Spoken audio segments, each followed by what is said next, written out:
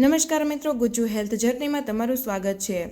મિત્રો, શરીરને બહારથી ચોખ્ખું રાખવું જેટલું જરૂરી છે તેનાથી પણ ઘણું બધું જરૂરી છે શરીરને અંદરથી સાફ રાખવું। પરંતુ આપણે ત્યાં ઊંધું હોય છે। આપણે બહારથી તો આપણા શરીરને સાફ સફાઈ કરી નાખીએ છીએ, પરંતુ આપણા શરીરમાં અંદરથી કેટલી ગંદકી જમા થયેલી છે જો આપણે તે જોઈ લઈએ તો 2 દિવસ સુધી આપણને જમવાનું પણ ન ભાવે। જો તમે વારંવાર બીમાર પડતા હોય, શરીરમાં નબળાઈ અને થાક લાગેલો જોવા મળતો હોય, કામ કરવામાં મન ન લાગતું હોય અને આખો દિવસ તમારો મૂડ ખરાબ રહેતો હોય, તો સમજી લેવું તમારું શરીર અંદરથી ખરાબ થયું છે અને આ શરીરને અંદરથી સાફ કરવાની ખૂબ જ જરૂર છે। તો આજે આપણે જાણીશું આયુર્વેદની રીતે શરીરને ચોખ્ખું કરવાની 5 રીત, જેનું અનુકરણ કરીને આપણે આપણા શરીરને અંદરથી એટલે કે આપણા આંતરડાથી સાફ સફાઈ કરી શકીશું। મિત્રો, આયુર્વેદની અંદર શરીરને શોધ કરવું એ આયુર્વેદનો ખૂબ જ મહત્વનો ભાગ છે, જે ફક્ત આપણને બીમારીથી જ બચાવતું નથી, પરંતુ આપણને મગજથી ચપળ પણ બનાવે છે। તો ચાલો જાણીએ શરીરને અંદરથી ચોખ્ખું રાખવું શા માટે જરૂરી છે। સૌથી પહેલાં જાણીએ આપણા શરીરમાં આ ગંદકી આવે છે ક્યાંથી અને કઈ રીતે આ આપણા સ્વાસ્થ્યને નુકસાન કરે છે। શરીરની અંદર જામેલી આ ગંદકીને આયુર્વેદની ભાષામાં અમા કહેવાય છે અને આ અમા ખોરાક ખાવાની ખરાબ આદતના હિસાબે થાય છે। જ્યારે આપણે ખોટા સમયે કોઈ ખોરાક ખાઈએ છીએ અથવા તો અનહેલ્ધી ખોરાક ખાવાનું પસંદ કરીએ છીએ, તો એના કારણે આપણી પાચન ક્રિયા સરખી રીતે કાર્ય કરતી નથી અને આ અપચન થયેલા પદાર્થથી જ અમા બનવાની શરૂઆત થાય છે અને આ અમા સૌથી વધુ આપણા આંતરડાની અંદર જમા થાય છે અને જ્યારે આપણા આંતરડામાંથી આપણું શરીર સારા પોષક તત્વો ગ્રહણ કરતું હોય ત્યારે આ અમા ત્યાંથી લોહીની મારફતે આપણા આખા શરીરમાં ફરવા લાગે છે અને આ ગંદકી આપણા આખા શરીરની અંદર ફેલાઈ જાય છે, આપણા શરીરના મહત્વપૂર્ણ અંગો સુધી પહોંચી જાય છે અને તેના પરિણામે આપણા શરીરમાં ઘણી તકલીફો પણ સર્જાઈ શકે છે। હવે તમે જ વિચારો, તમારા શરીરમાં આ ગંદકી શરીરના મુખ્ય અંગોમાં લાંબા સમય સુધી જમા થતી રહે તો તેનું શું પરિણામ આવશે। તેનું પરિણામ લાંબા સમયથી બીમારીઓનું આમંત્રણ આપે છે। તમારી રોગ પ્રતિકારક શક્તિ પણ નબળી પડવા લાગે છે અને આપણા શરીરના જરૂરી તત્વો જ આપણા શરીરની ઉપર નુકસાન કરતા થઈ જાય છે અને તેના પરિણામે હોર્મોનલ ઇનબેલેન્સ થઈ જાય છે, જે શરીરમાં ઘણી બધી રીતની બીમારીઓને ઉત્પન્ન કરવા માટે જવાબદાર હોય છે। આટલું જ નહીં, મગજના સ્વાસ્થ્ય ઉપર પણ ઘણી અસર પડે છે। એન્ઝાઇટી, તણાવ, મૂડ વારંવાર બદલવો જેવી સમસ્યાઓ જોવા મળે છે। એટલે મિત્રો, આંતરડાની સફાઈ માટે આપણે ગંભીરતાથી વિચારવું જોઈએ। આંતરડાની સફાઈ ફક્ત આપણા પાચન તંત્ર માટે જ નથી, પરંતુ આપણા આખા સ્વાસ્થ્ય માટે ખૂબ જ જરૂરી છે। હવે વાત કરીએ 5 આયુર્વેદિક ઘરેલું નુસ્ખાની, જેની મદદથી તમારા આંતરડાની સફાઈ જાતે જ કરી શકો છો અને શરીરમાંથી આ અમા એટલે કે આ ગંદકીને દૂર કરવામાં આપણને મદદ મળશે। તો સૌથી પહેલી રીત છે સવારે ઉઠીને ગરમ પાણીમાં લીંબુ નાખીને પીવું। આ સાવ સરળ અને અસરકારક રીત છે। જો તમે દિવસની શરૂઆત આ રીતે કરશો તો આખી રાત સુધીમાં જમા થયેલી ગંદકી પેટમાંથી કાઢવામાં સરળતા રહેશે। ગરમ લીંબુ પાણી પીવું ફક્ત તમારા પાચન તંત્રને જ એક્ટિવ નથી કરતું, પરંતુ તે તમારા શરીરની પાચન અગ્નિ એટલે કે જઠરાગ્નિને પણ પ્રોત્સાહન આપે છે। આયુર્વેદમાં કહેવામાં આવ્યું છે કે જો તમારા શરીરની પાચન અગ્નિ મજબૂત હોય તો શરીરમાં ગંદકીને આ અગ્નિ જમા થવા દેતું નથી। એટલે સવારમાં આ પાણી પીવાથી તમારા શરીરના શુદ્ધિકરણનું કાર્ય શરૂ થઈ જશે। રાતથી સવાર સુધીમાં જે ગંદકી શરીરમાં જમા થતી હોય તે આરામથી શરીરમાંથી નીકળવા લાગશે। લીંબુ પાણીમાં વિટામિન સી હોય છે, જે તમારી રોગપ્રતિકારક શક્તિ વધારે છે। દરરોજ સવારે લીંબુ પાણીથી જો તમે શરૂઆત કરશો તો તમારા શરીરમાં આખો દિવસ તમે તાજગીનો અનુભવ થશે। તો દરરોજ સવારે તમારે ભૂખ્યા પેટે 1 ગ્લાસ ગરમ પાણીમાં લીંબુ નાખીને જરૂર પીવું જોઈએ। બીજી મહત્વની રીત છે પ્રોસેસ કરેલા અને તળેલા ખોરાક તમારે ન ખાવા જોઈએ અને તમારા ભોજનમાં રોટલી ઓછી, તેની સામે શાકભાજીની માત્રા વધારે ઉતારવી જોઈએ।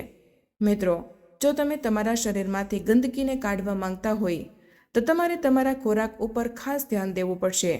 તળેલા અને પ્રોસેસ કરેલા ખોરાકમાં ખૂબ જ વધુ માત્રામાં શરીરને નુકસાનકારક ચરબી અને કેમિકલ હોય છે અને જે આપણા લીવરની ઉપર વધુ લોડ આપે છે અને તમારા પાચન તંત્રને ડિસ્ટર્બ કરી નાખે છે. આ ખોરાકને પાચન થવામાં વધુ વાર લાગતી હોય છે, એટલા માટે જ આ ખોરાક આપણા આંતરડામાં પડ્યા સડતા રહે છે અને શરીરને નુકસાનકારક કેમિકલો ઉત્પન્ન કરે છે. એટલે જો તમે તમારા પેટને સાફ રાખવા માંગતા હોય તો બધી જ રીતના પ્રોસેસ કરેલા ફૂડથી, મેંદાવાળા ખોરાકથી અને તળેલા ખોરાકથી તમારે ખાસ કરીને બચવું જોઈએ. અને બીજી ખાસ વાત, તમારે રોટલી ઓછી અને શાકભાજી વધુ ખાવી જોઈએ. તેનો મતલબ એવો થાય છે, જો તમે 4 રોટલી ખાતા હોય અને સાથે 1 વાટકી ભરીને દાળ ખાતા હોય તો તેની જગ્યાએ 2 રોટલી અને 3 વાટકી ભરીને દાળ અને શાકભાજી ખાઓ, જેનાથી તમારા શરીરમાં ફાઇબરની માત્રા વધશે અને આ ફાઇબર આપણા પેટ અને આંતરડાને સાફ કરવા માટે, સુગરના શોષણને ઘટાડવા માટે અને શરીરમાં કોલેસ્ટ્રોલના બેલેન્સ માટે એક રક્ષણનું જેમ કાર્ય કરશે. અને આ ફાઇબર શરીરની ગંદકીને સાફ કરવામાં મુખ્ય ભૂમિકા ભજવે છે. અને જ્યારે રોટલીની વાત આવે તો ખાસ કરીને ધ્યાન રાખજો, મેંદાથી બનાવેલી રોટલી કે બ્રેડ તમારે ન ખાવી જોઈએ. તેની જગ્યાએ તમે જવની રોટલી, બાજરાની રોટલી, રાગીની રોટલી અથવા તો મકાઈની રોટલી, આ બધી જ વસ્તુમાં ફાઇબરની માત્રા વધુ હોય છે અને આ તમારા સ્વાસ્થ્ય માટે સારી હોય છે. એટલે જ્યારે આપણે હેલ્ધી ખોરાક ખાઈએ છીએ ત્યારે આ હેલ્ધી ખોરાક આપણા શરીરને અંદરથી ચોખ્ખું કરે છે.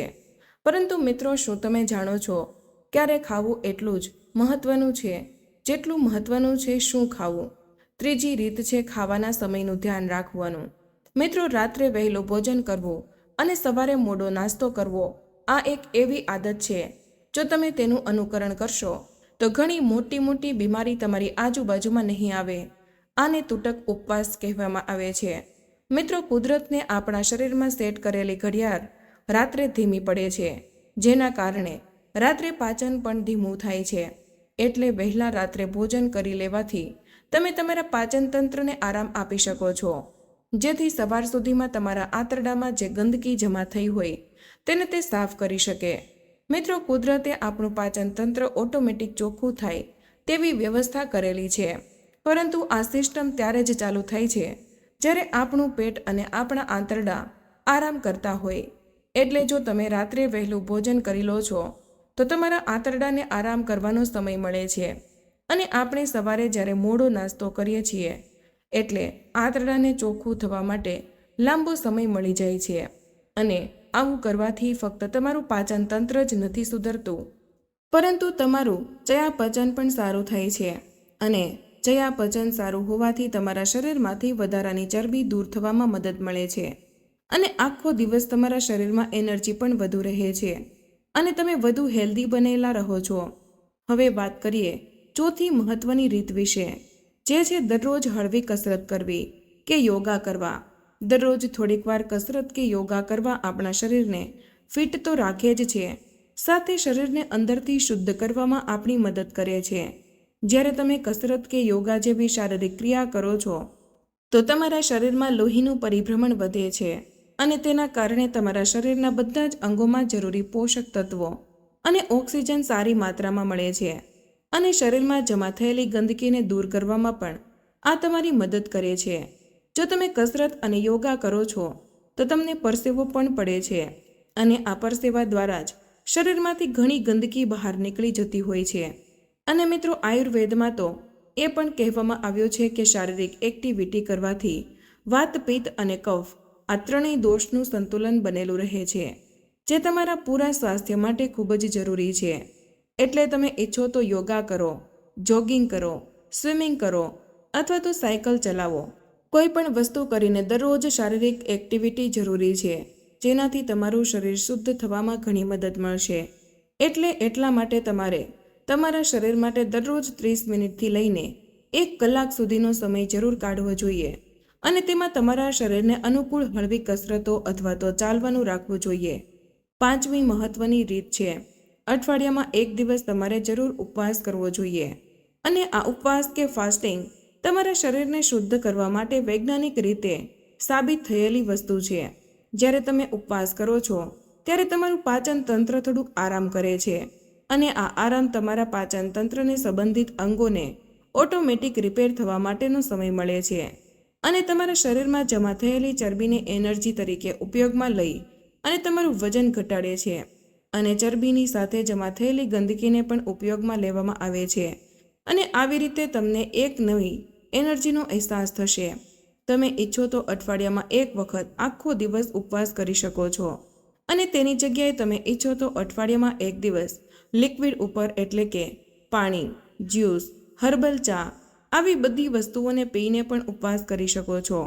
તમારા શરીરને જે રીતે માફક આવતું હોય તે રીતે ઉપવાસ કરવો અને જે તમારા શુદ્ધિકરણની પ્રોસેસને વધુ અસરકારક બનાવી દેશે. મિત્રો, આ હતી તે 5 આયુર્વેદિક રીત જેનાથી તમે તમારું શરીર અંદરથી ચોખ્ખું કરી શકો છો. મિત્રો, મને આશા છે કે આજનો આ વિડીયો તમને જરૂર પસંદ આવ્યો હશે અને આ વિડીયોમાંથી તમે કંઈક ને કંઈક નવું શીખ્યા હશો. તો મિત્રો, આજના વિડીયોમાં બસ આટલું જ. આજની આ માહિતી તમને કેવી લાગી અને આ વિડીયો તમે કયા શહેરમાંથી સાંભળી રહ્યા છો તે કમેન્ટમાં જરૂર જણાવજો. વિડીયો પસંદ આવ્યો હોય તો વિડીયોને લાઇક અને તમારા મિત્રો સાથે શેર કરજો. ચેનલ પર નવા હોય તો ચેનલને સબસ્ક્રાઇબ કરવાનું ભૂલશો નહીં. મળીએ એક નવા વિડીયોમાં. ત્યાં સુધી બધાને જય શ્રી કૃષ્ણ. ધન્યવાદ.